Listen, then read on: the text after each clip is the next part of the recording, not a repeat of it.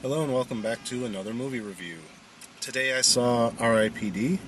Uh,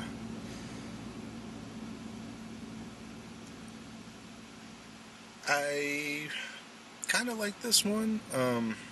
It wasn't a great movie by any stretch of the imagination, but it was fun, if that makes sense. As far as like the plot and story, it's basically Men in Black, except instead of fighting aliens, they're fighting spirits.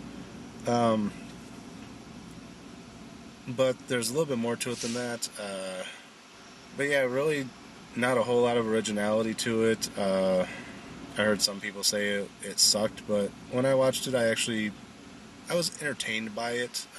Like I said, it's not a great movie by any stretch of the imagination, but I was entertained by it. So it was a fun little semi-comedy, semi-action movie.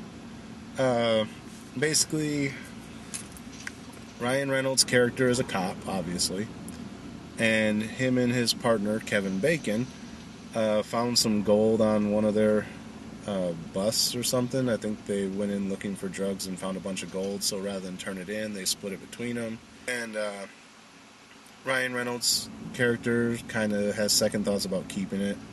And he says, you can keep your half. I won't report you, but I'm going to turn my half in. Um, so Kevin Bacon kills him. Before that, the back and forth between Ryan Reynolds and Kevin Bacon was actually really good. They work well as a comedy duo. I could watch an entire buddy cop movie of those two. I think it would be good, but it doesn't last long, obviously. So then Ryan Reynolds dead, so he's recruited into the R.I.P.D. and he meets his new partner, which is Jeff Bridges' character. I forget their names. I just watched it and I forgot their names. So Jeff Bridges kind of takes on that Tommy Lee Jones character from Men in Black, where he's the senior field agent. Well, actually, Tommy Lee Smith liked Will Smith from the beginning, so I guess he takes on more of the Zed character, where he wasn't really sure about him at first. He had to kind of earn his respect, but at the same time, he's the mentor character like Tommy Lee Jones. So they go out and looking for the souls that they're trying to capture. Uh, then it turns out that the souls are starting to reveal themselves in public. Basically, what it comes down to is as someone dies, the system is over congested. It wasn't built to handle as many people live and die on the earth every day. It was only built to handle a couple thousand at a time. So some souls are able to get back into their body, and then they're basically dead, but they're alive. But if you expose them, then they turn into a deformed figure, so it's kind of obvious what they are. And once you reveal them, you're supposed to capture them before they can get away. But some of them started revealing themselves because they said they were tired of hiding. So then it's like caught on the news, the big fat one that's like running across the skyscraper in the trailer. That was the first reveal. Then you find out that all this gold that's magically appearing as part of this ancient artifact that can reverse the flow of souls to heaven, so it'll like bring all the souls back to Earth and basically cause an Armageddon. Um, so they're trying to stop that from being completed, and then you find out that Kevin Bacon's character is actually one of the dead.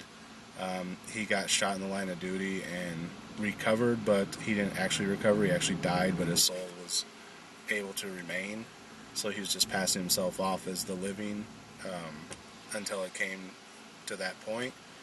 And you find out that's why he killed Ryan Reynolds' characters, because he needed the gold. He couldn't have it go into evidence because they needed to complete this relic. Uh,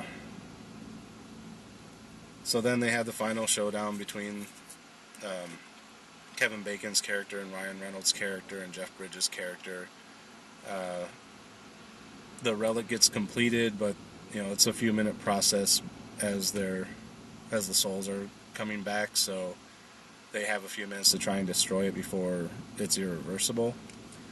So that's basically the ending of the movie, is them trying to destroy this relic, which they finally do, and then there's a little bit of back and forth between Jeff Bridges and Ryan Reynolds' characters, about you know him earning his respect enough to call him partner, but at the same time, still kind of joking around with him, like you're still a rookie type of thing.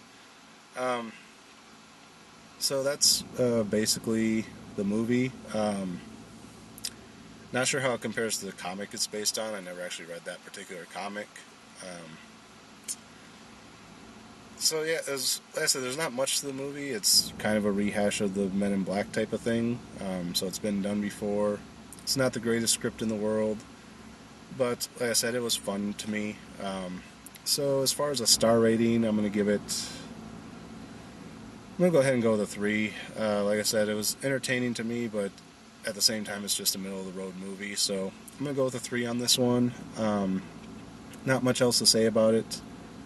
Not sure what I'm gonna get around to seeing next. I'm gonna try to see Turbo next. I think I've caught up on everything else, and I think Turbo's the only other thing that opened recently. I know we got a few more things opening in a couple days, but I'm gonna try and see Turbo because I think that's the only other one I haven't seen yet. Um, as long as Turbo's playing at a time when I get off work. Otherwise, I'll see whatever else opens. So right now we're planning for Turbo, but if something else comes out before the Turbo review, don't blame me. It's just my schedule. Um, so yeah, that's it for this review. Again, thanks for watching, and until next time, we'll see you at the movies.